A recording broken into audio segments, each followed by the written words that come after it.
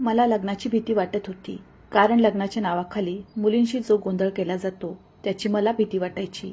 याच कारणामुळे मला लग्न करायचे नव्हते, पण मी ठाम नकार देऊनही माझे लग्न झाले. मी माझ्या खोलीत बसून अनियंत्रितपणे रडत होते. मात्र आज माझ्या लग्नाची पहिली रात्र होती आणि त्या रात्री प्रत्येक मुलगी अनेक इच्छा आणि स्वप्ने घेऊन तिच्या पियाच्या घरी येते. मी माझ्या नवीन जीवनात नवीन आनंदाची वाट पाहत आहे, परंतु मी खूप काळजीत होते. मी इतकी व्यथित झाले होते की माझ्या पतीच्या आगमनाच्या केवळ विचारानेच मला भीती वाटली. मी थरथर कापत होते. मला कुठेतरी जाऊन लपायचे होते, जिथे माझा नवरा मला पाहू शकणार नाही, जेणेकरून हे सर्व माझ्या डोळ्यासमोरून जाईल. माझे हृदय यावेळी बेलगाम घोड्यासारखे धावत होते. मूड खराब झाल्यामुळे माझे हात पाय थंड झाले होते. भीतीमुळे मला गुदमरल्यासारखे वाटले. तेवढ्यात अचानक खोलीचा दरवाजा उघडला आणि माझा पती रुद्र खोलीत आला. त्याला बघून माझ्या डोळ्यातून अश्रू वाहू लागले. भीतीने मी माझ्या हाताने चादर पकडली होती. मी कोणत्या संकटातून जात आहे हे फक्त मलाच माहीत होतं. जसजसा माझा नवरा माझ्या जवळ येत होता तसतसे माझे संपूर्ण शरीर हळूहळू थरथरत होते. रुद्र माझ्या जवळ येऊन बसला. तो काही वेळ माझ्या सुंदर चेहऱ्याकडे मोठ्या प्रेमाने पाहू लागला. मी खूप सुंदर होते आणि ही माझ्यासाठी सर्वात मोठी समस्या बनली होती. माझ्या अंगावर हात ठेवताच त्याने विचारले, काय झालं? एवढी चिंतेत का आहेस? आता त्याला काय सांगू की मला लग्नाची भीती वाटते? मी म्हणाले, नाही. मी मान हलवली. मी काही बोलले नाही. मग तू एवढी चिंता का करतेस? मी हळूच म्हणाले, मला या नात्याची भीती वाटते. मी जे बोलले ते ऐकून तो हसायला लागला आणि माझा हात धरून मला धीर देऊ लागला. तो म्हणाला, काळजी करू नकोस. मी म्हणाले, पण मला खूप भीती वाटते. घाबरण्यासारखे काही नाही असे तो म्हणू लागला. मी म्हणाले की मला खूप भीती वाटते आहे, की मला माहीत नाही सर्व काही कसे होईल. तो म्हणाला, बघ, माझ्याकडे यावर एक उपाय आहे. मी विचारले, ते काय आहे? हे ऐकून त्याने माझा हात धरून सांत्वन केले आणि मग उभा राहिला. त्याने कपाटात जाऊन कपाट उघडले आणि एक औषध बाहेर काढले आणि माझ्या हातात दिले. तसेच एक ग्लास पाणी दिले. तो म्हणाला, ही गोळी घे. मी म्हणाले, हे कसले औषध आहे? रुद्र म्हणाला, तुझ्या सर्व समस्यांचे समाधान याच गोळीमध्ये आहे. रुद्र काय बोलतोय ते मला समजत नव्हते. मला झोप येऊ लागली. शेवटी ही गोळी माझ्या प्रॉब्लेम्सवर उपयोगी कशी असेल? बरं, भीती इतकी होती की मी काही करायला तयार होते. आणि जेव्हा रुद्राने मला आश्वासन दिले की ही गोळी घेतल्यावर सर्व भीती आणि त्रास संपतील, म्हणून मी ती गोळी घेतली. रुद्र माझ्या जवळ येऊ लागला. त्याने माझे दोन्ही हात धरले आणि ओठावर ठेवले. त्याने माझ्यावर प्रेम व्यक्त करायला सुरुवात केली, पण मला माझ्या अंगाचा थरकाप होत होता. हळूहळू रुद्रने मला आपल्या मिठीत घेतले आणि भीतीने मी स्वतःला त्याच्यापासून सोडवण्याचा प्रयत्न करू लागले. पण नंतर मला असे वाटले की माझ्या डोळ्यात हँगओव्हर येऊ लागला आहे आणि मी हळूहळू झोपेत आहे. मी स्वतःला मुक्त करू शकले नाही. काही क्षणातच मला गाढ झोप लागली होती.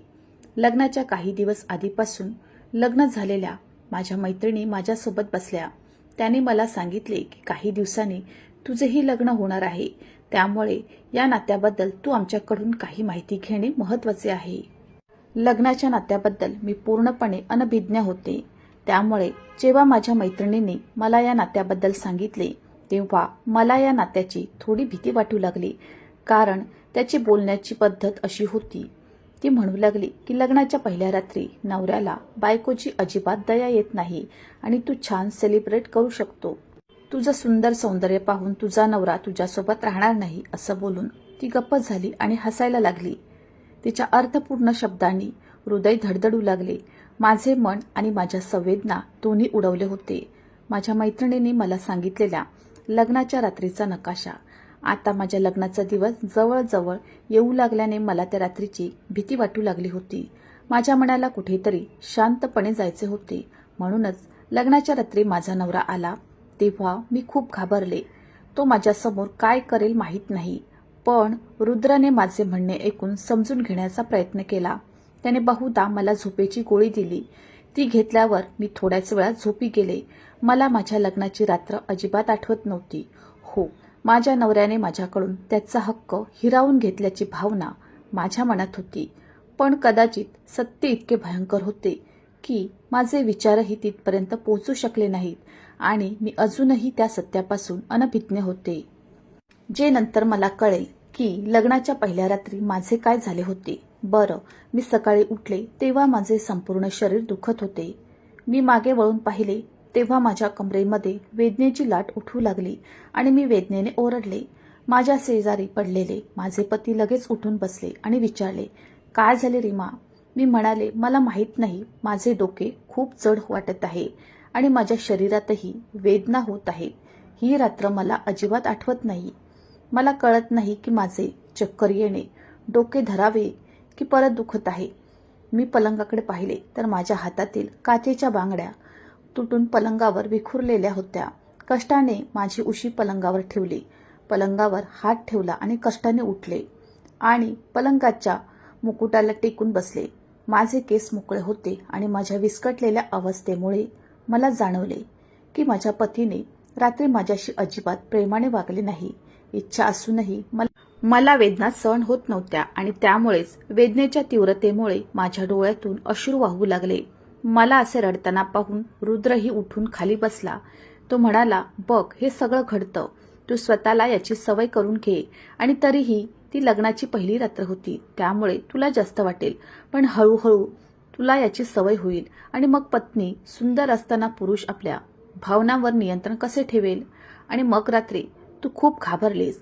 मला वाटले की मी तुला औषध दिले नाही तर तू मला तुझ्या जवळही येऊ देणार नाहीस आणि मला माझी रात्र वाया घालवायची नाही. असं म्हणत तो उठला आणि वॉशरूममध्ये गेला. पण मला माझं शरीर उभं राहण्या इतकं सक्षम वाटत नव्हतं. रुद्र घरी एकटाच राहत होता. त्याचे आई वडील हयात नव्हते. सुरुवातीला माझे पालक या नात्यासाठी तयार नव्हते. ते म्हणाले की तो मुलगा एकुलता एक आहे, आम्हाला असे नाते समजत नाही. पण नंतर माझी आई म्हणू लागली की मुलगा चांगला कमावतो आणि त्याचे स्वतःचे घर आहे. आता त्याचे आई वडील हयात नसतील तर त्याचा काय दोष? आम्ही सखोल चौकशी केली आहे. या नात्यात कोणत्याही दोष आढळला नाही. सर्व काही चांगले आहे. माझ्या मुलीवर सासरच्या मंडळींचा भार पडणार नाही.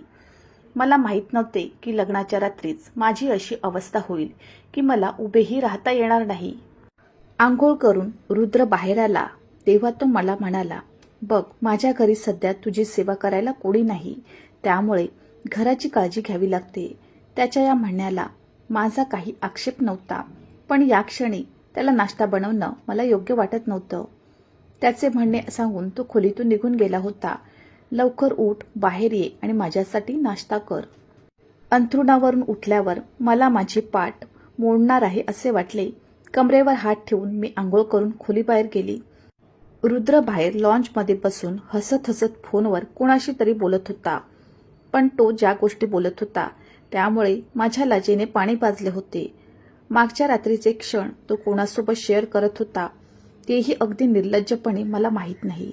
रुद्रने त्याच्या वैयक्तिक गोष्टी अशा कोणाशी शेअर केल्याचं मला आवडलं नाही.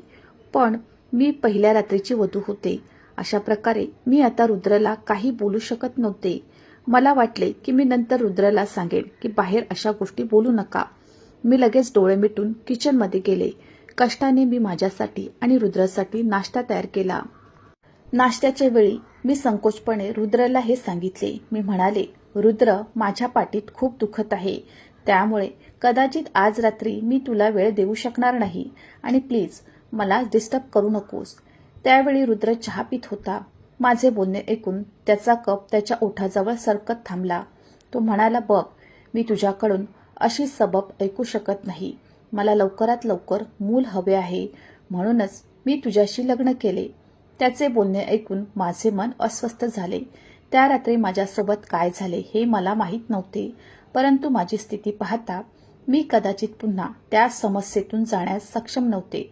पण माझ्यासमोर उभ्या असलेल्या व्यक्तीला फक्त माझ्या प्रत्येक समस्येवर स्वतःचे काम करायचे होते. जसजशी रात्र पडली तसतसे मला कोणीतरी माझे हृदय पकडल्यासारखे वाटले. मग रात्री रुद्रने मला दुसरे औषध दिले. मी म्हणाले की मला ते घ्यायचे नाही आणि तो म्हणाला, ही झोपेची गोळी नाही.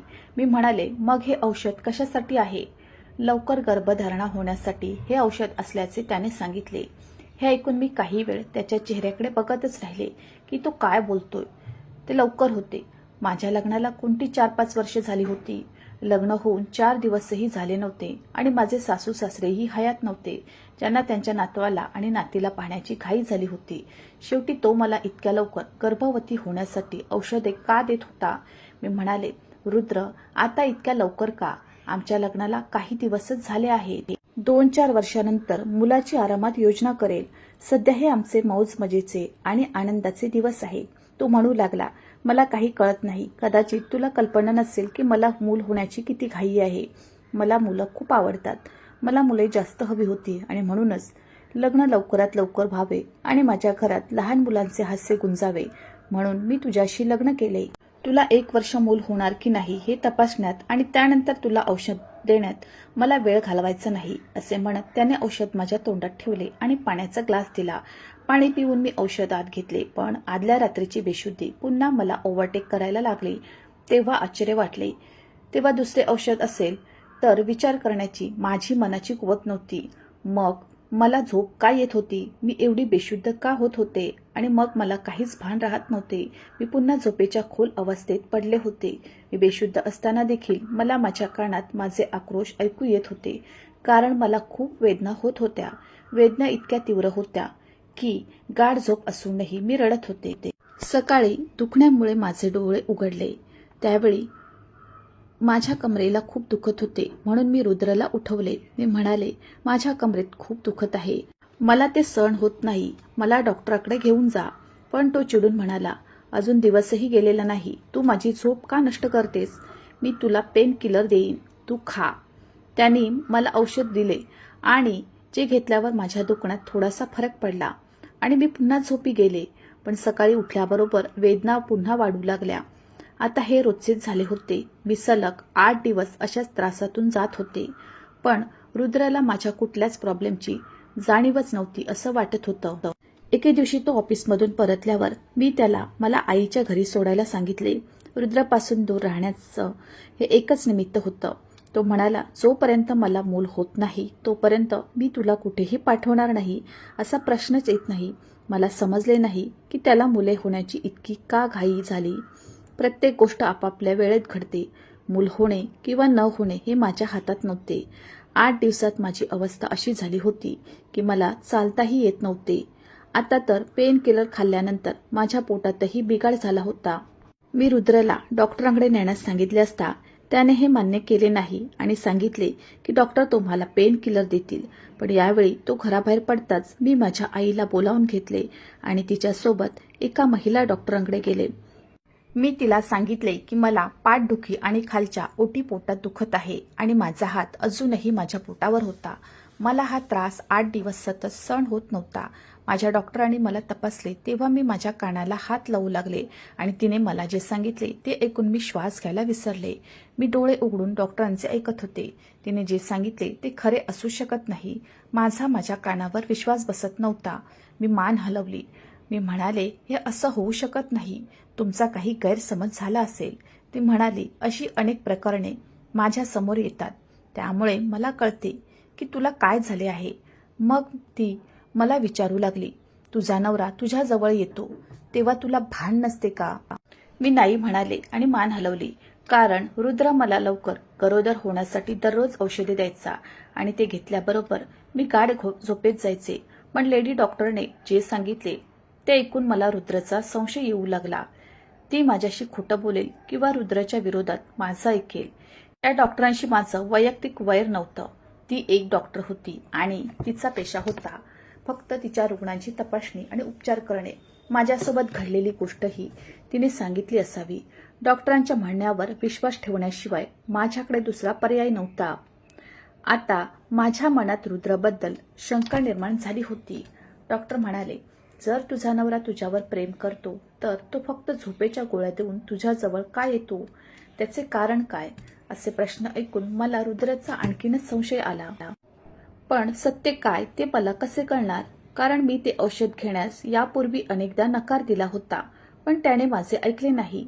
तो जबरदस्तीने माझ्या तोंडात औषध टाकायचा आणि पाण्याचा ग्लास माझ्या ओठांना लावायचा. डॉक्टर म्हणाले, ठीक आहे, हे करा. त्या औषधाचे नाव सांगा. म्हणून मला वाटले की मला त्या औषधाबद्दल काहीच माहिती नाही. आजपर्यंत रुद्रने ते औषध दाखवले नव्हते.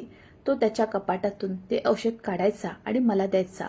पण मी डॉक्टरांना हे सांगितल्यावर ती हसायला लागली.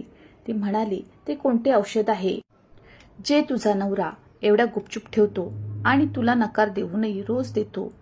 जर तुम्ही तुमच्या पतीच्या कृतीवर लक्ष ठेवून तसे केले तर तुम्हाला मी जे सांगत आहे ते बरोबर समजेल आणि तुम्हाला समजेल.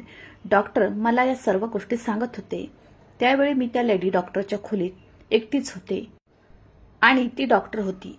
माझी आई खोलीबाहेर बसली होती, त्यामुळे तिला सर्व काही माहीत नव्हते. हरवलेल्या मनाने मी घरी पोहोचले. माझी आई मला सांगू लागली आहे की तू स्वतःची काळजी का घेत नाहीस? तुझ्यावर सासू सासरे, नणंद, भाऊजाई यांची जबाबदारी नाही आणि तुझा नवराही तुझ्यावर खूप प्रेम करतो. पण बघ तू स्वतःची काय अवस्था केली आहेस. 8 दिवसात सुकून काटेरी बनली आहे, रंग फिकट झाला आहे. आता आईला काय सांगू, मी एवढ्या मोठ्या संकटात सापडले. माझे पती प्राण्यापेक्षा कमी नव्हते. रात्रीच्या झोपेच्या गोळ्या देऊन तो माझ्याशी खेळतो. आईने मला माझ्या घरी पाठवले होते आणि ती तिच्या घरी गेली होती. मी दिवसभर डॉक्टरांच्या बोलण्याचा विचार करत राहिले, पण माझ्याकडे या प्रकरणावर काहीच उपाय नव्हता. आणि ही गोष्ट अशी होती की मी रुद्रला सांगूही शकत नाही. मला पूर्णपणे असहाय्य वाटत होते. मला तिच्यासोबत आईच्या घरी जायचे होते, पण माझी आई मला माझ्या पतीच्या परवानगीशिवाय तिच्या घरी कधीच घेऊन जात नाही. मला समजत नव्हते मी काय करू. मग मनात आलं की कपाट उघडून बघू रुद्र मला काय औषध देतो. मी लगेच उभी राहिले. सावकाश चालत मी कपाटाजवळ येऊन रुद्रचे कपाट उघडले. त्याचे कपडे समोर पडलेले होते. मी प्रत्येक कपडे उचलून पाहिलं, पण औषध कुठेच सापडलं नाही. मग मी ड्रॉवर्स पण तपासले, त्यातही काही महत्वाची कागदपत्रे होती. औषध नव्हते, पण मी खाली आणले तेव्हा मी ते उघडण्याचा प्रयत्न केला. त्याला कुलूप होते. रुद्राने ते औषध त्या लॉकरमध्ये ठेवल्याचे मला समजले. रात्री रुद्र परत आल्यावर मी त्याला खायला दिले, पण माझी भूक संपल्यासारखे वाटत होते. डॉक्टरांनी सांगितल्यावर माझ्या मेंदूने काम करणे बंद केले होते. मी जेवण केले नाही आणि रात्री झोपण्यापूर्वी 1 ग्लास दूध प्यायले. रुद्र खोलीत येण्याआधी मी लगेच बेडवर आडवे होऊन डोळे मिटून घेतले. त्यामुळे रुद्रला वाटले की मी झोपले आहे. हे शक्य आहे की मला झोपलेले पाहून त्याने मला औषध दिले नाही आणि मी पण बेहोश होण्याचे नाटक केले. मला जाणून घ्यायचे होते की रात्री रुद्र माझ्याशी काय करतो. काही वेळाने रुद्र खोलीत आला. मला बेडवर झोपलेले पाहून तो माझ्या जवळ आला आणि मला त्याच्या हाताने हलवून उठवू लागला. तो म्हणाला, उठून बस. मी डोळे उघडले तर रुद्र कपाळ वर करून माझ्याकडे बघत होता. मी म्हणाले, रुद्र मला झोप येत आहे, मला झोपायचे आहे आणि माझी पाठ देखील दुखत आहे. माझे म्हणणे ऐकून रुद्र म्हणाला, माझ्यासमोर हे बहाणे करू नकोस. मी तुला आधीच सांगितले आहे की मला कोणत्याही किमतीत मूल हवे आहे. चल उठ, औषध घे. मी उठून बसले. मी म्हणाले, औषधे कपाटात का लपवून ठेवले आहेस? माझी बाकीची औषधे माझ्याकडे ठेव, मी स्वतः खाईन. माझे म्हणणे ऐकून त्याने माझ्याकडे आश्चर्याने पाहिले. तो म्हणाला, मी तुझे औषध कपाटाच्या लॉकरमध्ये ठेवले आहे, हे तुला कसे कळले? त्याचे बोलणे ऐकून मी घाबरले. मला माझी चूक कळली. कदाचित मी माझ्या घाईत काहीतरी चुकीचे बोलले असावे. मी म्हणाले, मला वाटले की आज मी स्वतः औषध घेईन. मी तुझे कपाट उघडले आणि पाहिले की औषध कुठेच नव्हते. मला वाटले तू औषध लॉकरमध्ये ठेवले असावे. मी निमित्त काढले. तो म्हणाला, तुला एवढी काळजी करण्याची गरज नाही. ते औषध मी रोज तुला खाऊ घालीन आणि मूल जन्माला येईपर्यंत माझ्या हाताने तुला ते खाऊ घालीन. मी रुद्रला म्हणाले, माझ्या पोटात दुखत आहे, तू मला डॉक्टरांकडे का नेत नाही? आणि मूल होण्यासाठी पूर्ण उपचार आहेत आणि ते फक्त एक महिला डॉक्टरच मला सांगू शकते. औषधात स्वतःहून इलाज नाही. माझ्या बोलण्यामुळे कदाचित रुद्र मला ते औषध देणार नाही असे मला वाटले, पण तो म्हणाला, मला माहित आहे की त्या औषधाने स्त्री गर्भवती होते. तुला कोणत्याही डॉक्टरांकडून उपचार घेण्याची गरज नाही. तू फक्त माझी आज्ञा पाळ, एवढंच तुझ्यासाठी पुरेसे आहे. मी म्हणाले, आज मी औषध घेणार नाही. मला काय म्हणायचे होते ते असे की रुद्रचे तापमान प्रचंड वाढले होते. त्याने मला जबरदस्तीने ते औषध पाजले आणि औषध घेतल्यानंतर माझी पुन्हा तीच अवस्था होऊ लागली आणि सकाळी मी माझ्या असहायतेवर खूप रडत होते की असेच चालू राहिले तर मी लवकरच मरेन आणि म्हणूनच मी माझ्यावर नियंत्रण ठेवण्याचा प्रयत्न केला. माझ्या मेंदूने काम सुरू केले. रात्री मी माझ्या मोबाईलचा कॅमेरा चालू केला आणि माझा बेड सहज दिसेल अशा ठिकाणी ठेवला. रात्री रुद्रने मला पुन्हा औषध दिले आणि माझी तीच अवस्था होऊ लागली. सकाळी उठल्यावर मी रुद्र ऑफिसला जायची वाट पाहू लागले. तो घरातून बाहेर येताच मी पटकन मोबाईल उचलला. मी त्यावर पोस्ट केलेला व्हिडिओ पाहू लागले आणि तो पाहिल्यानंतर मी पूर्णपणे उडाले. मी पूर्ण व्हिडिओ पाहिला नाही. मी मोबाईल बेडवर फेकून दिला आणि चक्कर येऊन डोकं धरायला लागली. रात्री माझ्या पतीने माझ्यासोबत जे केले ते कोणत्याही महिलेला सहन होत नव्हते. रुद्र परत येण्यापूर्वीच मी माझ्या आई वडिलांना घरी बोलावून संपूर्ण हकीकत सांगितले. हे ऐकून आई रडू लागली. माझे वडील डोके धरून बसले. रुद्र हा अपूर्ण पुरुष होता आणि मुलाला जन्म देण्यास तो सक्षम नव्हता. खरे तर तो नामर्द असल्यामुळे पत्नीच्या जवळ येऊन नवरा बायकोचे नाते प्रस्थापित करण्यासही सक्षम नव्हता. माझ्यावर आपले वर्चस्व प्रस्थापित करण्यासाठी आणि तो पूर्ण माणूस असल्याचे सिद्ध करण्यासाठी तो त्या 6 म्हाताऱ्यांना माझ्या खोलीत रात्री घालवण्यासाठी पाठवत असे, जे माझ्याशी क्रूरपणे वागायचे. माझ्या आई वडिलांनी रुद्र विरुद्ध केस केली आणि मला घटस्फोटही मिळवून दिला. रुद्रची चौकशी केली असता त्याचे यापूर्वीही लग्न झाल्याचे निष्पन्न झाले. तो नामर्द आहे या कारणास्तव त्याच्या पत्नीने त्याला घटस्फोट दिला होता. कदाचित स्वतःची कमतरता लपवण्यासाठी आणि आपल्या पत्नीला हे सिद्ध करण्यासाठी की तो मुले उत्पन्न करू शकतो. त्याने माझ्यासोबत खूप मोठा गुन्हा केला होता. माझे जीवन नरक बनवले होते.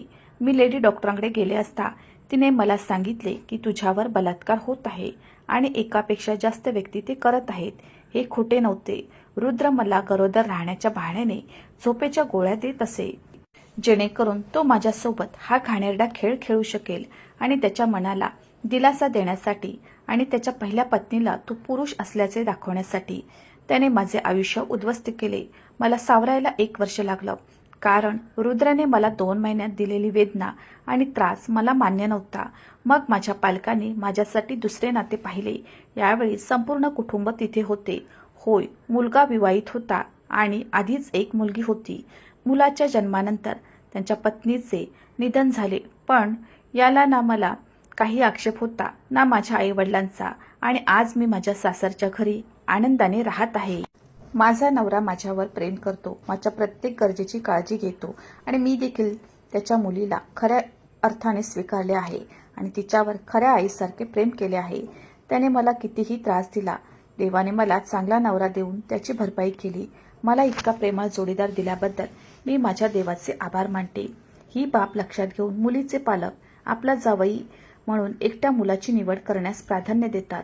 तो एकटा आहे. आमच्या मुलीवर सासू सासरे, भावजय आणि संसाराचा भार पडणार नाही, पण सासर पूर्ण झाले पाहिजे असे मला वाटते.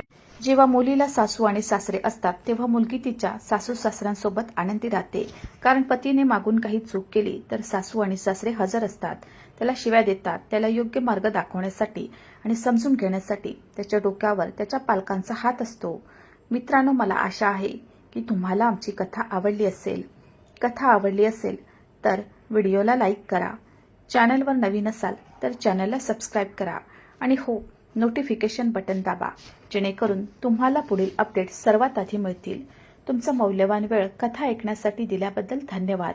पुन्हा भेटू अशाच एका नवीन कथेसोबत.